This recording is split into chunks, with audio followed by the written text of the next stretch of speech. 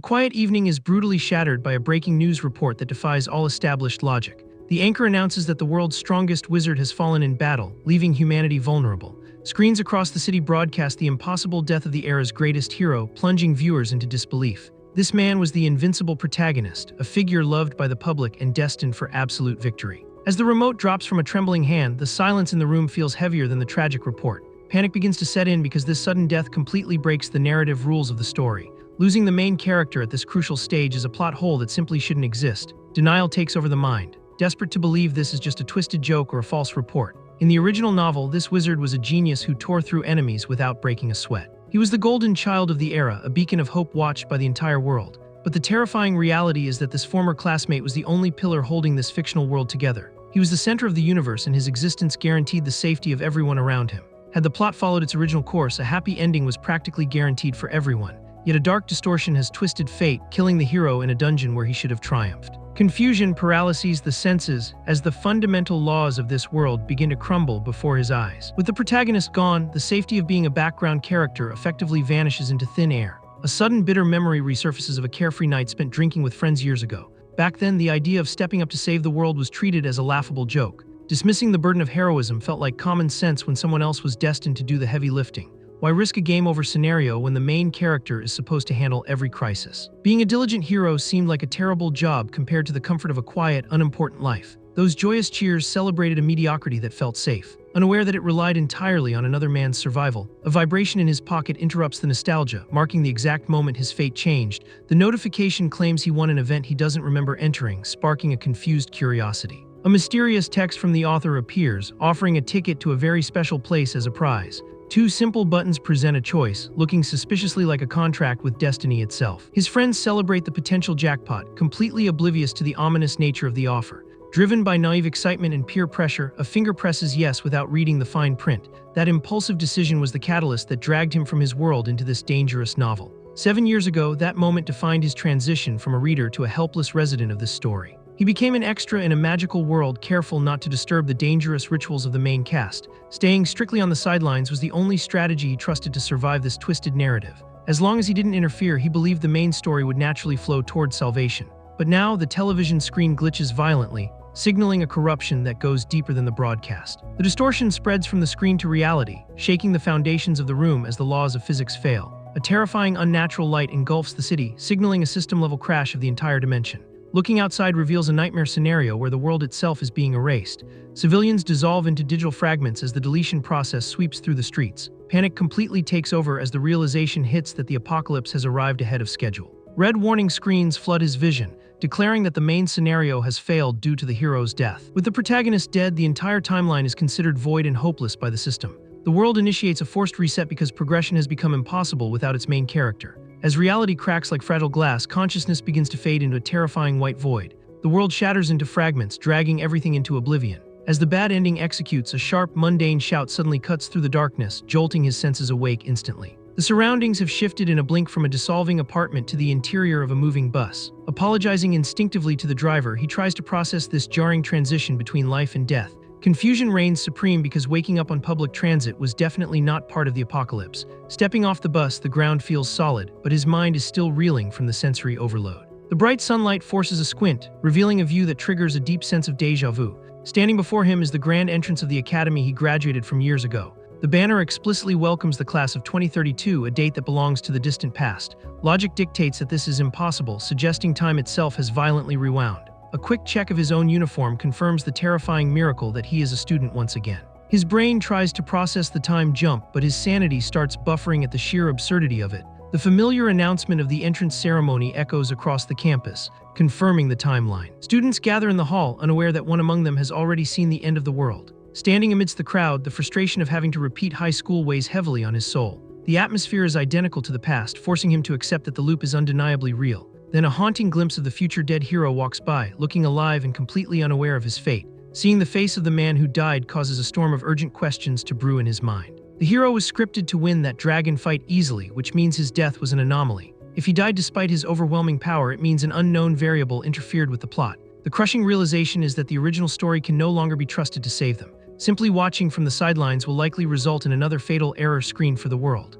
If the hero falls again, the pixelated nightmare of the apocalypse will return to finish the job. The memory of civilians dissolving into data is a trauma that refuses to fade from his mind. Survival in this second life requires a complete abandonment of his previous passive strategy. A fist clenches with the resolve to rewrite the narrative and protect the timeline at any cost. To save his own skin, he must ensure the protagonist reaches the novel's ending alive. The first step involves interfering with key characters he previously avoided like the plague. Putting on a mask of confidence, he initiates a conversation with a casual, friendly wave. The icy stare he receives in return suggests this baddie won't be easily charmed by his new resolve. The icy reception from the girl next to him confirms that charm isn't a stat he leveled up in the past. She immediately shuts down his friendly approach with a glare sharp enough to cut glass. Dismissing him as a nuisance, she turns away, making it clear his presence is unwanted.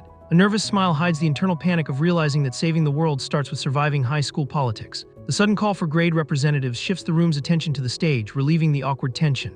Three figures step up, radiating an aura that separates the main characters from the background extras. Leading the pack is the hero Leogen, looking every bit the golden boy destined for greatness. Whispers of admiration fill the hall, praising the genius who was born to be the protagonist. Beside him stands the idol of the academy, looking deceptively innocent with her pink hair. Her practiced wave captures hearts, though her smile hides a calculating ambition for the spotlight. The third member adjusts his glasses in silence, embodying the archetype of the cool intellectual rival. Watching them from the crowd, the difference between their shining future and his murky past is painful to accept. They bask in the applause, completely unaware that their perfect story has already broken once. Turning his gaze back to his neighbor, he decides to poke the tiger one more time despite the risk.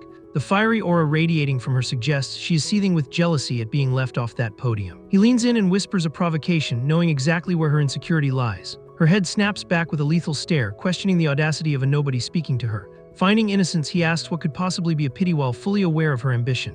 Dropping the playful act, his eyes darken as he decides to drop a truth bomb to catch her off guard. He bluntly tells her that she is far more skilled than the idols standing on the stage. The compliment strikes a nerve, replacing her anger with confused suspicion. When pressed for a reason, he retreats behind a mask of cheerful ignorance. She scrutinizes his face, trying to find the lie in his unexpected praise. A confident smirk is his only answer, leaving her with a lingering question mark about his identity. Flustered by his accuracy, she clenches her fist, unsure whether to hit him or thank him. Sensing the conversation is hitting a wall, he realizes he might have pushed too hard too fast. Changing tactics, he casually mentions her secret worry about her future career path. The accuracy of his words forces her to finally look at his name tag. Acknowledging his existence, she memorizes the name Kim Seon-woo but warns him to keep his distance regardless. Left alone again, he realizes that winning over a baddie archetype is harder than fighting monsters. He laughs off the rejection, accepting that his charisma stat clearly needs some grinding. The Academy wastes no time, announcing a placement test that serves as a public execution of dignity. Tension ripples through the room as the extras realize they are about to be humiliated. On the stage, the protagonist smiles with the arrogance of someone who knows he cannot fail. He steps forward to demonstrate, summoning magic with a casual ease that insults everyone else. Watching the hero work is a stark reminder of the unfair gap between talent and hard work. The pink-haired mage moves first, launching a barrage of shards at the training dummies. The targets scramble to evade, but the assault is precise and overwhelming. In seconds, the wooden figures are shattered, proving why she belongs in the elite class. The students gasp in awe, witnessing power that seems unreachable for the average mage. As the second years are called, the pressure mounts for those who aren't narrative darlings. The girl next to him steps up, channeling her pent-up frustration into a massive fireball. The explosion rocks the hall, a violent testament to the skill she felt was ignored. The crowd's shock turns to respect, acknowledging that she is indeed monster class. She walks back with her head high, though her eyes still burn with rivalry toward the hero. Finally, the protagonist draws his blade, the light reflecting off his destiny. He moves like a blur, closing the distance before the targets can even react. A single flash of steel cuts through the air, delivering a perfect silent strike. The dummies fall in unison, executed by a technique that screams main character energy. While the room erupts in cheers, the rival girl grits her teeth at the effortless display. Comparing the two, it's clear she is strong, but the hero operates in a different dimension. He stands tall in the spotlight, a beacon of perfection that feels untouchable. Then the announcer calls the name Kim Seon-woo, pulling the extra into the arena. He stands up with a sigh, knowing it's time to face the music with an empty inventory. The teachers exchange confused glances, struggling to remember who this student even is. Checking the files, they find a mediocre record listed under enhancement magic. He steps onto the floor empty-handed, baffling the audience who expects a weapon. Ignoring the whispers, he critiques the system that forces students into boxes they don't fit. The elites watch with curiosity, wondering what a nobody plans to do without a sword. He concentrates, compressing his mana into a dense, swirling sphere in his palm. A blue light illuminates the dark hall as he initiates a highly materialized spell. The mana condenses further, a feat of control that shouldn't be possible for a student. He aims the unstable energy, preparing to fire a technique usually reserved for veterans. The protagonist's eyes widen, recognizing a skill that defies the established power rankings. He He releases the energy, unleashing a beam of pure blue light toward the target. The spell strikes the dummy, but the result is a chaotic dispersion rather than a piercing hit. The light fades, leaving the students staring in awkward silence at the anti-climax. Laughter breaks out as they mock the fact that he has the form, but lacks the range to make it useful. He smiles bitterly, realizing that his knowledge is genius, but his current body is absolute trash. Suddenly, a holographic blue window flashes in front of his eyes, freezing time. Notification panels multiply rapidly, filling his vision with digital text and system alerts. His dignity hits the floor as the cheat code finally decides to boot up at the worst possible moment. As he sits on his bed, the question isn't why the system appeared, but why it chose this exact awkward moment. In his previous life, this window opened around the same time, yet something feels fundamentally different now. Suddenly, a barrage of digital notifications floods his vision, assaulting his brain with information. The system declares that the outsider benefits have been unlocked, marking the start of his true cheat code. A scenario alert confirms the plot has begun, accompanied by a hefty reward of 3,000 points for surviving this long. Then comes a notification that hits his dignity. The achievement talent of the jester has been completed. Apparently, over 200 people remembering his humiliating failure is worth a lot of points in cold hard currency. Even better, the protagonist Lee Seojin has taken an interest in him, triggering a massive bonus for catching the eyes of major characters. Sitting on a mountain of over 10,000 points, the embarrassment of the day is quickly replaced by confusing excitement. This outsider's privilege is a unique power available only to him, the foreign soul possessed by this world. The achievement system is now fully active, turning every action and interaction into potential profit. A realization dawned on him that this system operates like a game, rewarding him for influencing the narrative through the fame system. Simply becoming well-known, whether for good or bad reasons, generates a steady income of points. The real game changer is the point shop, a broken feature allowing him to buy skills and traits that defy logic. Imagining himself as a literal clown on a unicycle, he sighs at the harsh reality that his humiliation was the key to success. Just a few hours ago, he was panicking as his mana drained away in front of the entire student body. But that disastrous performance created a ripple effect of attention that spanned both his past and current lives. The system breaks down magic types, explaining that summoning and support rely heavily on their respective niches. Curious about his baseline, he commands the system to display his current ability window. The status screen reveals the cruel truth. His stats have been completely reset, explaining his abysmal mana pool. Frustration boils over as he wonders how many years of grinding it will take to restore his former strength. But then a stroke of genius hits him. A stat reset implies that he can redistribute his growth path from scratch. Enhancement magic is described as a close-range style that relies heavily on physical stats like health and strength. Manifestation, on the other hand, is the traditional mage style that projects spells outward using pure mana. He scratches his head and admits he chose manifestation simply because it looks the coolest, which is a valid priority. Chuckling to himself, he decides to dump all his points into the mana stat to become a specialized glass cannon. As he strategizes, a notification pops up claiming another 350 people now remember his face, adding more points. The speed of the rumors is shocking, far outpacing the natural gossip spread of a high school. He realizes with a shock that one act of being a jester is generating more wealth than years of hard study. A wide, greedy grin spreads across his face as he accepts that this is actually a fantastic financial situation.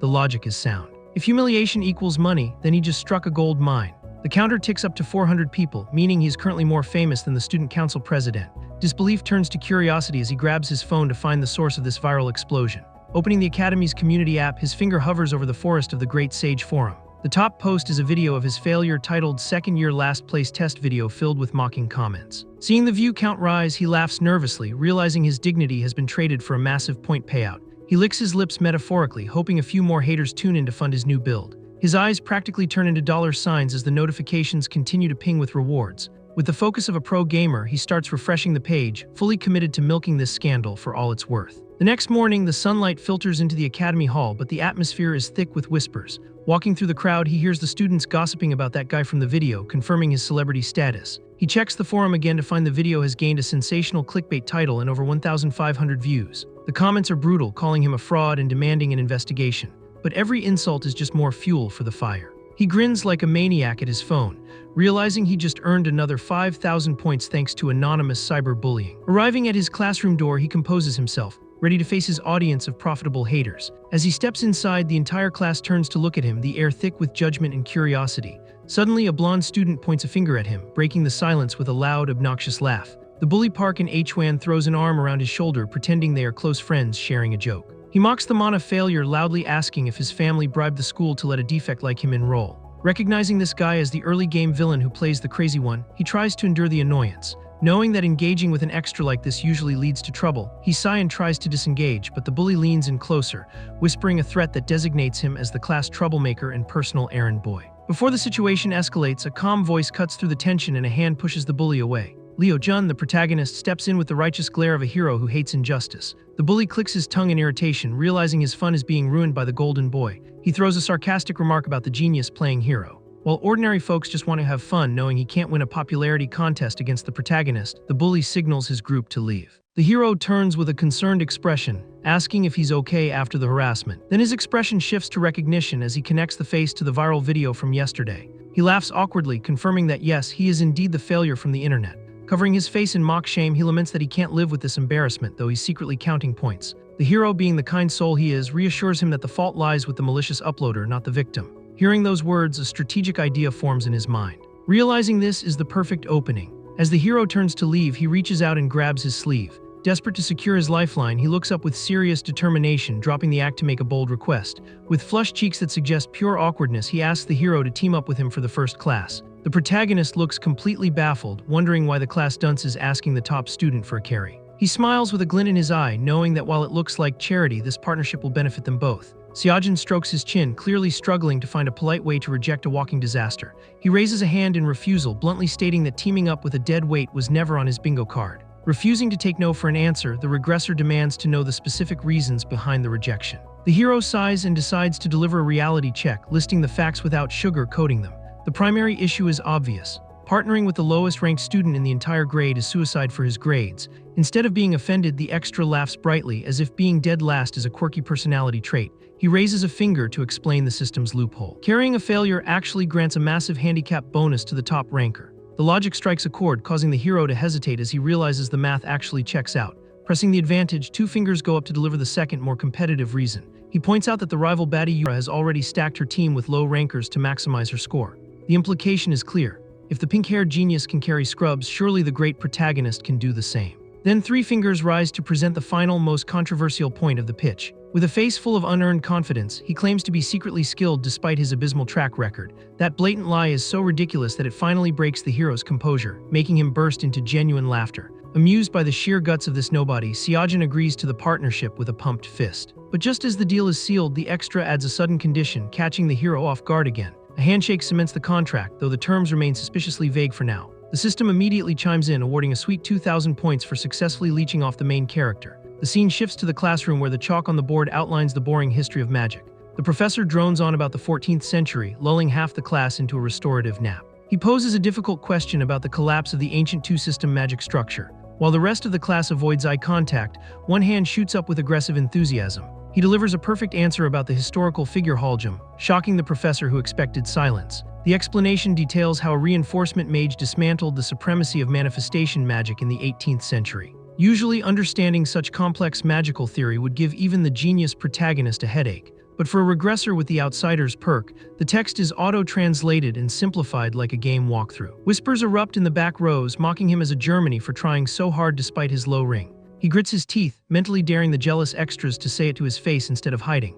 The bell finally rings, releasing the students from the torture of academic theory. The classroom dissolves into chaos as everyone rushes to the cafeteria to refuel their mana. Walking alone, he scans the room for a solitary seat, fully expecting to eat in peace. But a familiar voice calls out, shattering his loner status in front of the entire school. The protagonist waves him over, publicly acknowledging their new alliance and inviting him to the cool table. Walking toward the elite group feels surreal, like an NPC glitching into a cutscene. At the table, a boisterous student waves enthusiastically, radiating the energy of a loyal sidekick. This is Shin Yang-jun, the tank of the main party and the hero's best friend. He jokes loudly about tardiness, his personality shining as the comic relief of the group.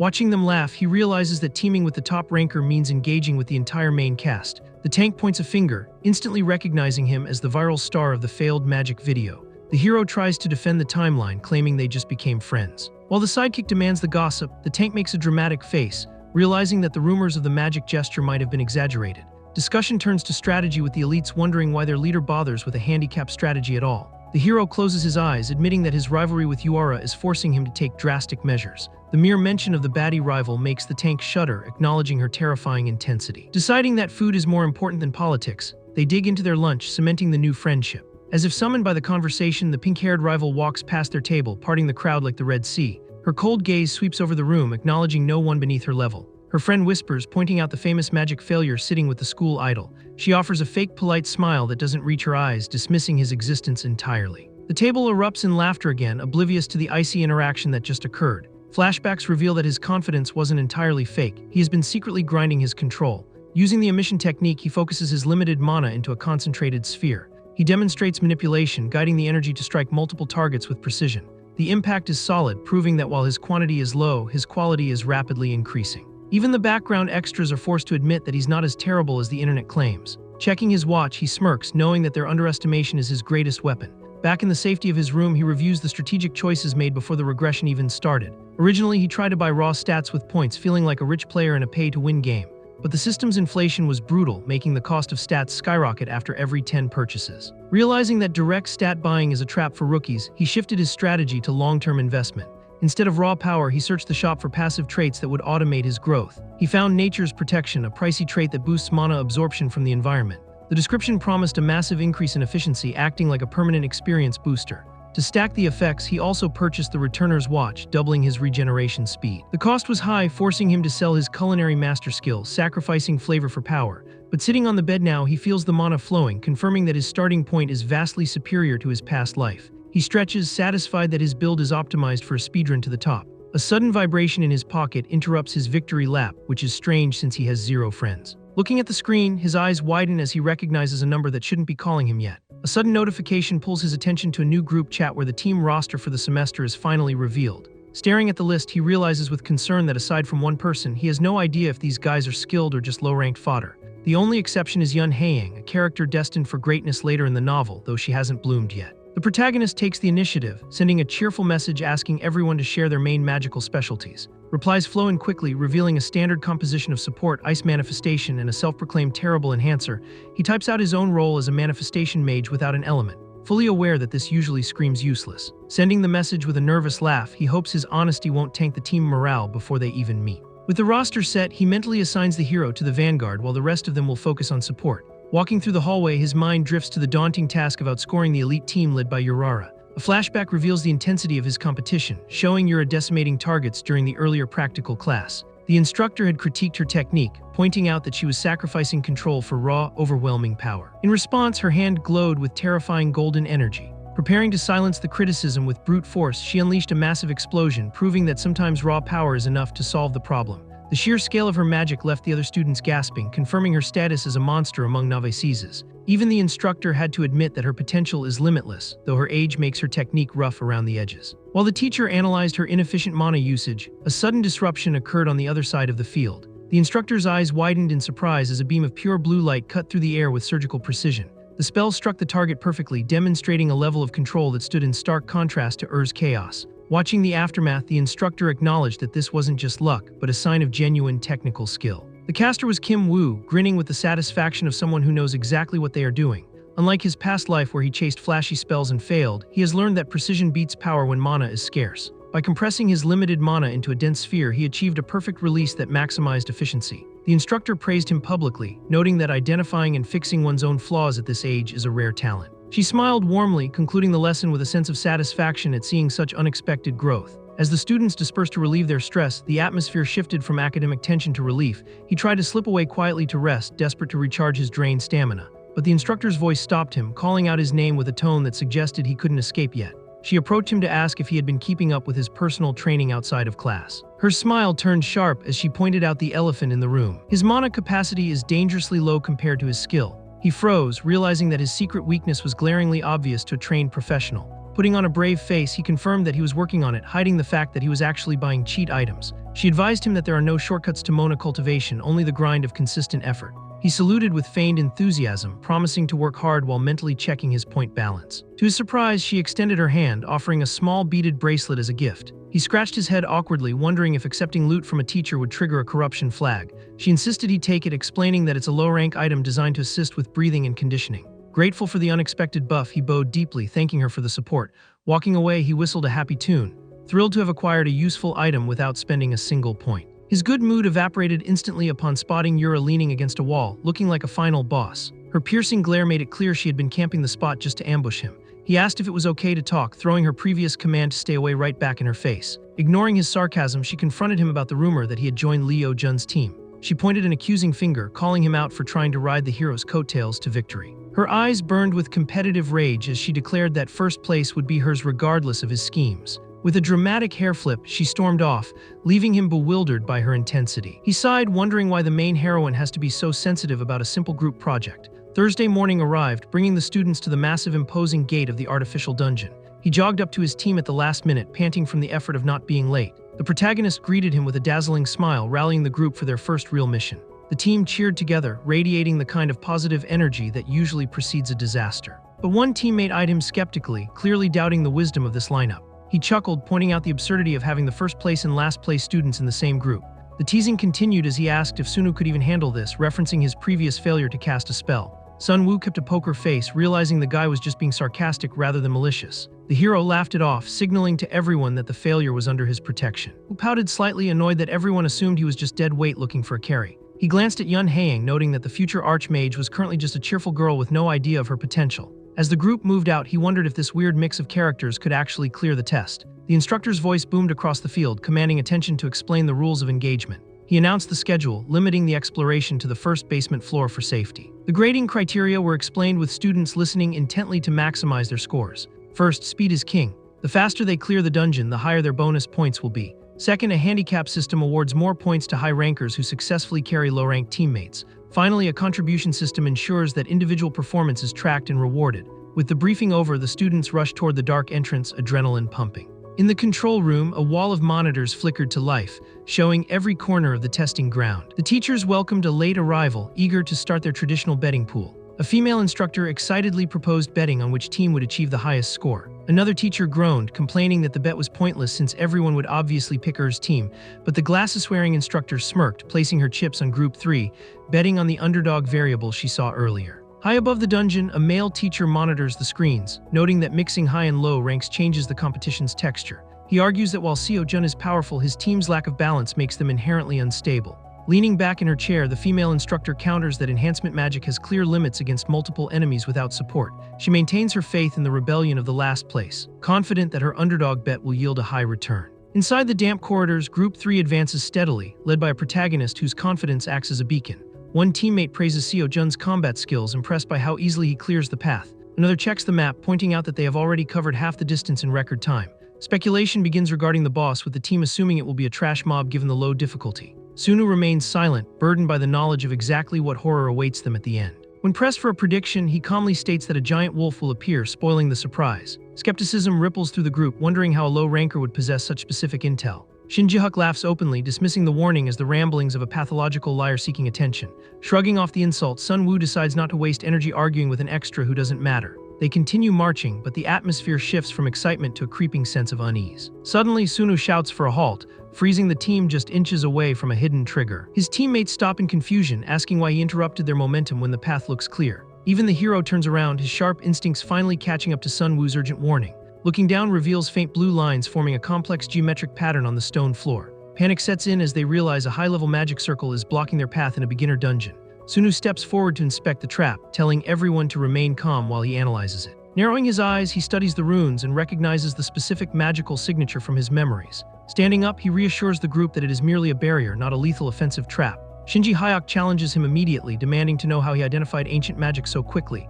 Extending a hand, Sun-woo explains that he simply recognizes the pattern from a previous life's experience. He places his palm over the glowing lines, and the mana reacts instantly to his touch. The skeptic watches with a gaping mouth, realizing that the liar might actually know his stuff. However, the barrier refuses to dissipate, leaving the team stuck behind an invisible wall. Impatient, the hero draws his sword, deciding to cut through the magic with brute force since logic failed. A swing of immense power follows, his blade glowing with a golden aura as it strikes the obstacle. The impact sends a shock wave through the hall, but the barrier absorbs the hit without a scratch. Premature cheers erupt from the back, mistaking the loud noise for a successful breach. But as the smoke clears, the blue wall remains intact, mocking the physical effort of the swordsman. Shin Ji-hyuk steps up with a smug grin, murmuring that it might be time for his skills to shine.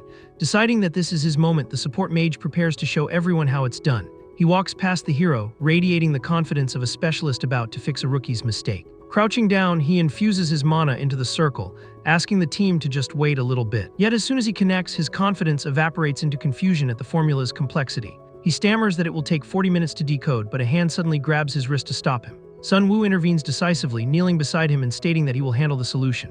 Recoiling in shock, Shin Ji-hyuk demands to know what the class failure thinks he is doing.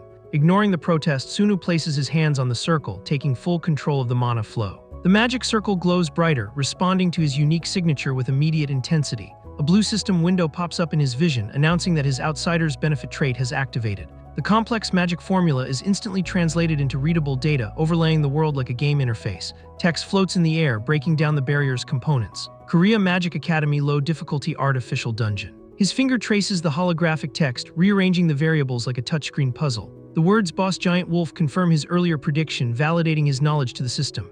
With a final tap, he injects his mana into the structural flaw he identified in the formula. A blinding light fills the corridor as the blue barrier shatters into harmless particles. Turning back to his team, he flashes a confident grin, announcing that the path is clear. Stunned silence follows as the teammates struggle to comprehend how he solved a 40-minute puzzle in seconds. A notification pings, alerting him that the protagonist feels surprised towards his abilities. Another alert confirms that Lee Seojin's interest in him has increased significantly, unlocking a new relationship tier. He receives a massive 5,000 points reward, making this single dungeon run extremely profitable. However, sweating nervously, he wonders if attracting this much attention from the main character is safe. Before the celebration can start, a terrifying dark aura descends from the top of the stairs. A massive black wolf with glowing red eyes leaps down, growling with primal rage at the intruders. The teammates freeze in terror, realizing that Sun Woo's lie was actually a precise prophecy. Lunging forward, the beast tears through the stone floor where they just stood, aiming to kill. But the hero intercepts the attack, blocking the giant paw with his glowing sword. Seojin pushes back effortlessly, his strength matching the boss monster head-on.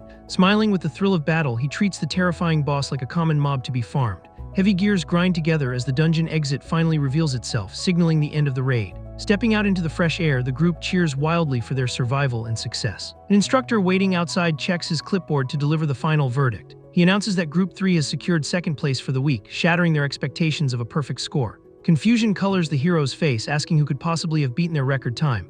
Logic dictates only one answer. Group 7, led by the monster rookie Uara, was 30 minutes faster. Seojin smiles competitively, acknowledging his rival's strength without a hint of bitterness. Checking his phone, Sunwoo breathes a sigh of relief that they barely managed to secure the second spot. The hero pats him on the shoulder, giving him full credit for the result. Sunwoo tries to deflect the praise, scratching his head humbly, but Yun Hyung insists he saved them. The team agrees that while they lost the battle, the war for the semester is just beginning. Suddenly, a shadow falls over Sunwoo as a tall female figure approaches him with intent. Turning around, he sees the support magic teacher staring at him with intense, unblinking eyes. She declares she has a proposal, her expression serious enough to stop his heart. Grabbing his hand with desperate force, she demands that he transfer to the support department immediately. Sunu stares at his captured hand, completely baffled by this aggressive recruitment attempt. With a blank face, he delivers a flat, devastating refusal. "I don't want to." The support teacher stammers in disbelief, unable to comprehend why a student would reject her offer before the pitch is even over. She immediately plays her trump card, offering a scholarship worth 50 million won with the confidence of a sugar mommy. Ignoring the small fortune, he walks away, leaving his classmates to question his sanity for turning down easy money. The extras whisper loudly that he's a weakling in manifestation anyway, so transferring would have been the logical survival play. Even Yu Ara, the class baddie, stops him to ask if he's seriously throwing away such a golden opportunity. Back in the present, the crowd gossip about the benefits while Ara stares at him with intense curiosity. He flashes a carefree smile, reaffirming his loyalty to manifestation magic despite the obvious disadvantages. Her fierce expression falters into confusion, unable to read the intentions behind his seemingly foolish dedication. Memory returns to a scene on the stairs where the pink-haired idol Haeyoung spotted him earlier. He was busy mopping the floor with the dedication of a janitor, greeting her casually. She greeted him back with a bright smile, though she completely butchered his name in the process. He corrected her gently, explaining that he was cleaning simply because the floor was dirty. The floor sparkled under his mop, a visual testament to his unnecessary hard work. Haeyoung clapped her hands, convinced that he is just a genuinely nice senior with a heart of gold. She waved goodbye, completely buying into the act of the virtuous student. Watching her leave, his inner monologue reveals that cleaning the hallway was a complete waste of physical energy. However, the system pings with the completion of the Snail Bride achievement, awarding a sweet 1,000 points. He smirks at the window, knowing he can never admit that he only did manual labor for the digital currency. Bucket in hand, he declares the mission complete, satisfied with his point farming. Later in the classroom, the lecture turns serious as the professor projects an image of a grotesque monster. He explains the various categories, but emphasizes that the demonized are the true threat to humanity. The professor's expression darkens as he asks the class why these specific entities are so feared. Silence fills the room until Sunu speaks up, drawing the attention of the entire class. He answers correctly, stating that they are terrifying because they are indistinguishable from humans until they reveal themselves. The teacher nods in approval, confirming that these monsters hide in plain sight, rooting themselves in society. Sunwoo continues his train of thought, noting that identifying them requires special equipment or catching them in a berserk state. His fist clenches as he recalls the plot. A demonized villain is scheduled to appear this very weekend. In the original novel, this is the episode where the hero Leo Jun makes headlines by defeating the monster. While the protagonist is guaranteed to win, Sun-woo worries about the collateral damage and variables. The image of a shadowy demonic figure looms in his mind, reminding him that being an extra nearby is hazardous. He sighs, realizing that following the hero to this event will require funds he currently doesn't have. Back in the training room, he sits in a lotus position, surrounded by swirling green energy. He focuses intensely, cultivating his mana to prepare for the upcoming danger. System windows float around him, indicating that his passive trait, Nature's Blessing, is leveling up rapidly. Notifications confirm that his mana capacity is increasing by small but significant increments. He stretches his arms, feeling the satisfaction of seeing his stats rise thanks to his relentless grinding.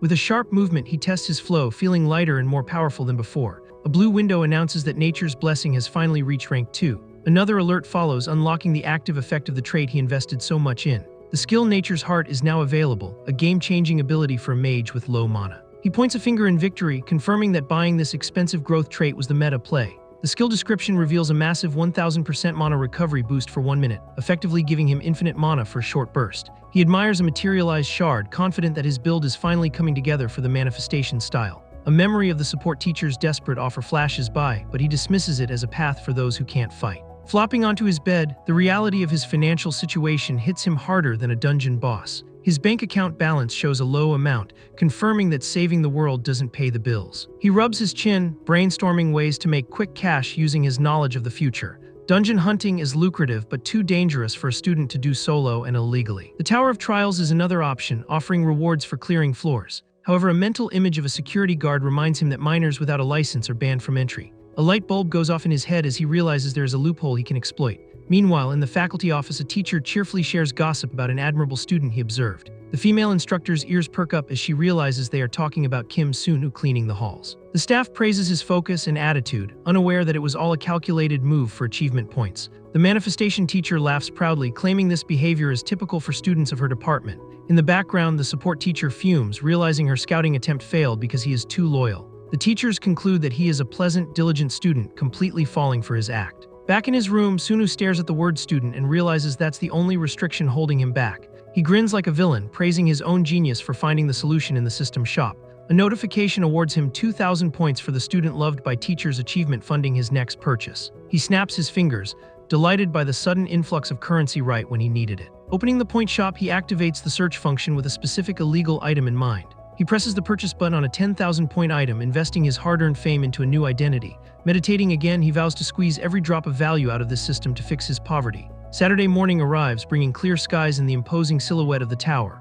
A tall, confident man walks toward the entrance, looking nothing like a high school student. He approaches the guard and calmly states that he would like to apply for a mage license. With a charming smile and new glasses, he presents an ID that definitely doesn't belong to a teenager. The license identifies him as Kim Seon-woo, a 25-year-old C-grade mage, proving that identity theft is the ultimate ice sky strat. The security guard scrutinizes the ID card. His expression full of professional suspicion, he holds up a high-tech scanner, initiating the verification process to check for magical forgeries. Behind his new glasses, Sun-woo eyes tremble slightly, knowing that one error means jail. The device beeps a green confirmation, verifying the identity of Kim Seon-woo, grade C wizard. A wave of relief washes over him as the guard smiles warmly, handing back the plastic card. Taking the ID, he thanks the officer, hiding his sweaty palms inside his pockets. He glances at his reflection, satisfied that the disguise bought from the system shop is flawless. The interface allows for custom identity creation, solving the problem of being a minor in a dangerous world. Since wizard licenses contain unique magical formulas, forging them without system hacks is impossible.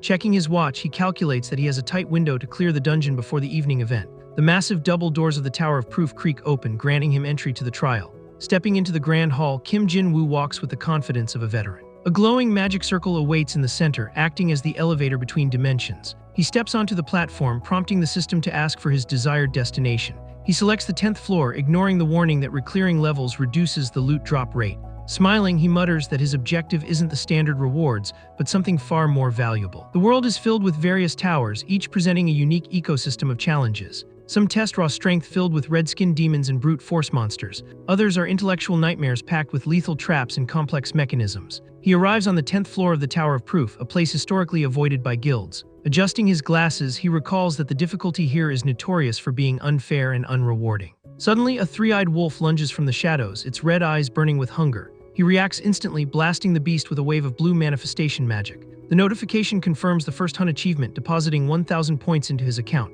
He gestures at the room, noting that while the monsters are weak, the traps are of high magic. Glancing at his watch again, he realizes he needs to speed run this labyrinth to make it on time. Moving deeper into the corridor, he prepares to dismantle the tower's secrets. Meanwhile, near the Han River, the sun sets over a gathering crowd of festival goers. Shin Young-jun marvels at the turnout. Excited to be out of the academy for once, he suggests taking a group photo to commemorate their first real hangout outside of school. Grabbing a reluctant Sun-woo by the shoulder, he forces him into the frame for a memory. Back in the tower, the magic battle continues as a monster is disintegrated by a spell. A red gem clatters to the floor, shining with the promise of quick cash.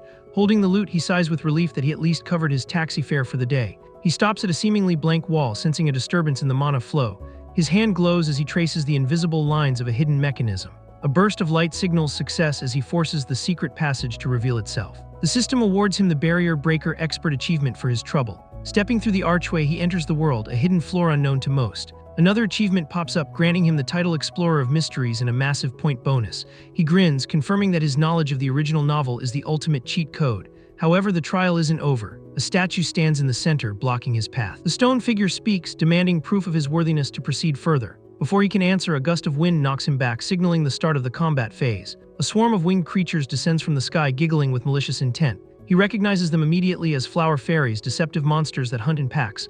Despite their cute appearance, they are sneak threats that go berserk when they see humans. They dive-bomb him, forcing him to dodge a barrage of magical attacks. He retaliates with a precision beam, sniping one of the fairies out of the air. Adjusting his glasses, he decides that speed is the only way to handle this swarm. The battle turns into a chaotic light show as he unleashes monobolts in every direction.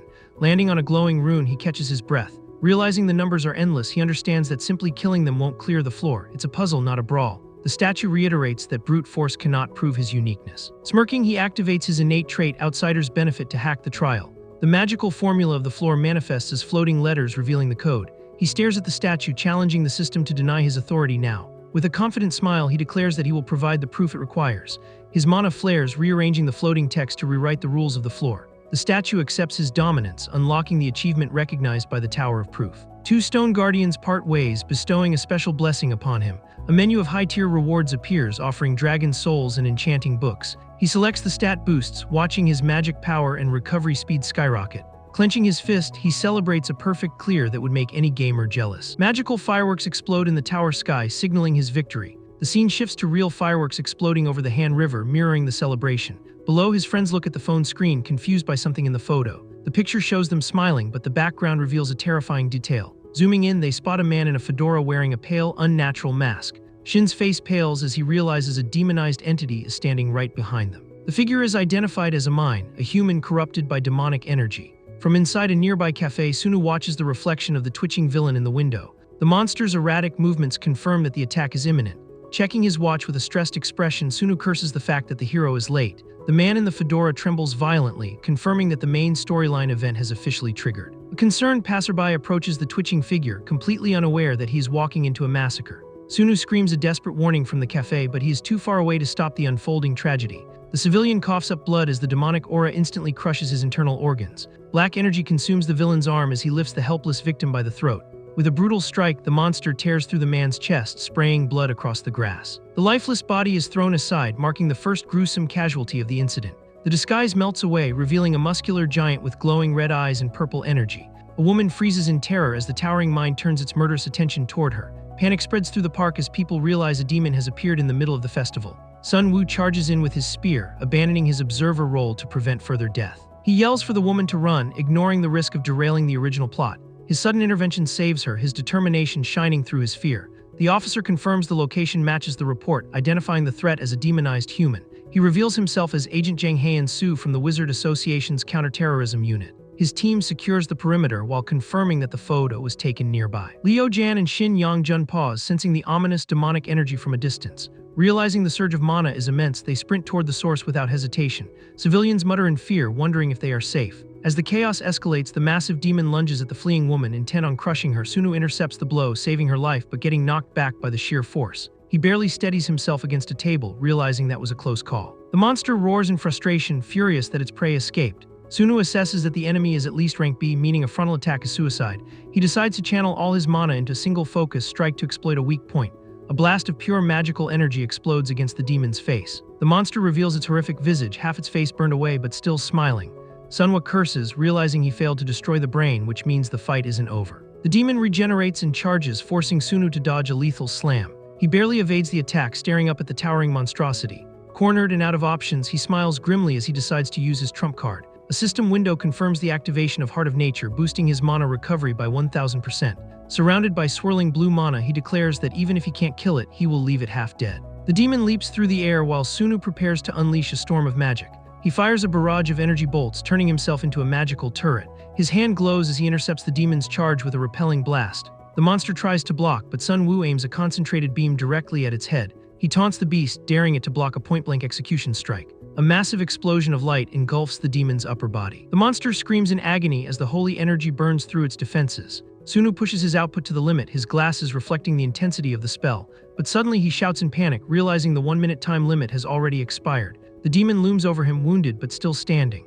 While Sun-woo's mana fades, a blade slashes through the air, cutting the monster down before it can land the killing blow. Sun-woo stares in shock, saved at the very last second. The demon's body falls apart, dismembered by a clean, professional sword strike. Agent Jang steps forward, sheathing his weapon and declaring the situation contained. He thanks Kim Seon-woo for holding the line and asks to see his license for the reward. Sun-woo hands over the fake ID, hoping the system's forgery is as good as advertised. The agent is surprised to see a rank card, having assumed the mage was at least rank B. Suddenly, the agent looks past him, noticing someone approaching from the darkness. Sun-woo sweats nervously, realizing his worst nightmare is about to happen. Liu Jan and Shin Young-jun arrive on the scene, breathless and late. Sun-woo yells at the heroes for their tardiness, asking why they didn't come sooner. The protagonist ignores the shouting, his gaze locking onto Sun-woo with intense suspicion. Sun-woo freezes as the hero stares at him, trying to place where he has seen this face before. With a sharp look, Seojin asks the terrifying question, "By any chance, do you know someone named Kim Seon-woo?" Sun-woo smoothly denies the connection, lying that he has never heard that name before in his life. Agent Jang interrupts to thank him for his service, ending the dangerous interrogation before it escalates. Sun-woo deflects the praise with a humble smile, stating he only did what any citizen would do. As the agent leaves to handle the press, Sun-woo, grateful that his identity remains a secret. A blue system window suddenly blocks his view, surprising him with an urgent update. The notification confirms he has officially participated in the subjugation of the bank villain Jang Han. He receives a reward of 5,300 points for causing a minor deviation in the original storyline. A new metric appears, indicating that his causality has increased by 0.2 points. He stares at the term causality. Puzzled by the implications of this unexpected mechanic, the system explains that resolving key story events grants causality, which in turn unlocks authority. He realizes that his intervention has changed fate, potentially saving Seojin from his original death. The reward list reveals that reaching 100 causality points unlocks the ultimate power, Deus Ex Machina. Reading the description, he understands that this authority allows him to achieve literally anything he desires. A vision of his friends appears, confirming that this power could be his ticket back to the real world. A confident smile returns to his face as he decides there is no longer any need to hesitate to protect the hero and farm causality. He resolves to intervene actively in the plot from now on. His phone buzzes with a deposit notification of 15 million won for the demon bounty. He grins at the convenience, happy to have funds and a way to offload the conspicuous trident. Exhausted from the battle, he decides to use his new wealth to get some proper rest. He arrives at Hotel Hansung, a luxurious establishment reserved exclusively for star wizards. Walking through the lobby, he recalls that the Hansung Group is a massive world-class corporation. Staff members bow respectfully as he enters, acknowledging the power the group holds in the story. His attention is caught by a familiar bespectacled face standing near the elevators. He recognizes Han Si-jin, the vice chairman and top candidate for the group's succession. An assistant informs the vice chairman that his sister intends to join him for dinner. Sean looks surprised by the news while Sunu registers the name Hanshin. Adjusting his glasses, he smiles as he remembers exactly who that character is from the novel. Back in his room, he sorts his inventory, deciding to sell the spear but keep the enchantment scroll. He picks up the sacred herbs, deciding they are the perfect ticket to approach Hanshin. Resting his chin on his hands, he decides to wait until tomorrow to execute his plan. The next morning, a news anchor reports on a mysterious individual clearing the tower's hidden floor. She narrates how a C-rank wizard stunned the public by defeating a berserk demon at the park. A giant screen displays his face, announcing that the association is reviewing his rank for promotion. Passers-by on the street gossip about the news, amazed that he fought the monster alone. A system alert pops up, awarding him the small hero achievement for his public feats. He throws his arms up in victory as 21,000 points flood in from the sudden fame. Fastening his gloves, he feels confident now that his identity has been verified by the media. He stands before the towering headquarters of Hansung Pharmaceuticals, ready to do business. Inside, employees whisper and point, recognizing him immediately as the hero from the news. Walking through the lobby, he admits to himself that being famous actually feels pretty good. Suddenly, he freezes as he spots a formidable figure waiting in the lounge area. It is Jang Sugi, the S-rank wizard known as the Sword of the Hansung family. Sun-woo sweats nervously, wondering why an S-rank is camping the lobby like a boss monster. Recovering his composure, he shows his ID at the desk, requesting to see the director. He enters the director's office, greeted by the intrigued leader of the pharmaceutical division. Hansen smiles brightly, holding the red flowers he brought as an offering. She examines the sacred herb, admitting she can feel its potent energy despite its appearance. However, she notes that processing it will be tricky and asks how he discovered its efficacy. Sunu smiles confidently, lying that he has been studying medicine for a long time. He explains that the herb amplifies other ingredients but has zero effect on its own. Sion looks at him with sharp eyes, not entirely convinced but willing to listen. She acknowledges the herb's value and asks him to state his specific conditions for the deal. He holds up a hand demanding 500 million and a 0.005% stake in the company. She laughs in disbelief, reminding him that even a small stake in her group is astronomical. He counters that once the herb is commercialized, she will corner the entire market. She flatly refuses the equity, telling him to name a different price. Pivoting to his real plan, he asks for VIP auction membership and potion crafting services. She agrees to pay for the services but remains silent, waiting for the catch. He leans in, offering to become her errand boy in exchange for revealing her brother's weakness. Sion's expression crumbles into shock at the mention of Vice Chairman Han Si-jin. He accuses her of wanting to take over the Hansung group for herself. His eyes turn serious as he claims she is willing to tear her family apart to get it. Meanwhile, a TV screen in a dark room announces the death of the villain Jang Han. A man with red hair laments that they could have saved him if they had stepped in earlier. He punches the air in frustration, angry that they let a valuable asset die. Another teacher tells him to calm down, reminding him that it was an order from him. A shadowy figure sits in silence, his authority absolute over the subordinates. The red-haired man rages, asking how much longer they have to live in the shadows. His eye glows red as he vows to kill the bastard named Kim Jin-woo. The calm man asks if he is sure, noting that Jin-woo has gotten close to their client. The killer laughs, his face twisting into a demonic expression of malice. Back at the hotel entrance, Seon waits nervously for her brother to arrive. Sunu watches her, noting that her brother is a monster who would cut down the family with a smile. Han Si-jin approaches with a cold, polite expression on his face. Sean waves, greeting her brother as if they aren't in the middle of a silent war. This is it for this video. I will continue this video with new chapters in another video, so watch out for it by subscribing to the channel. Like and comment so this video can reach more Webtoon fans.